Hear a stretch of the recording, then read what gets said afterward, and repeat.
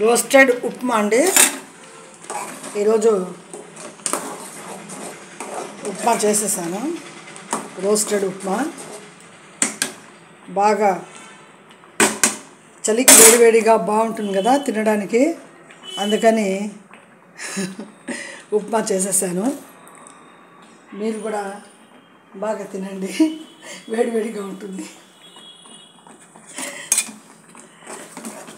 బాగా ఉడుకుతున్నది. ఎర్రగడ్డలు, ఆవాలు, జీలకర్ర, పోపు అంతా పెట్టేశాను. పచ్చిమిరపకాయలు, కరివేపాకు, కొత్తిమీర అంతా వేసేసి చేస్తా. టమాటాలు వేయలేదు, నాకు నచ్చలేదు. అది లేకపోతే టమాటా బాత్ అయిపోతున్నది అని చెప్పి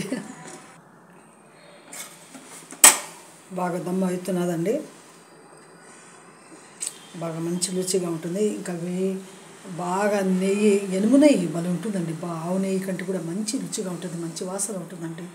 నిజంగా నేనైతే ఎక్కువగా ఎనుము నెయ్యి, అంటే మన కడపలో ఎక్కువ ఎనుము నెయ్యే కదా, ఎనుములు నెయ్యి భలే ఉంటుందండి. ఏం వాసన అండి. దాన్ని కొట్టింది లేదు. ఆవు నెయ్యి అంటారు కానీ ఆయుర్వేదిక్ పరంగా పర్వాలేదు, ఓకే. కానీ ఇది మటుకు నంబర్ 1గా ఉంటుందండి నిజం చెప్పాలంటే. Please like my channel, subscribe me.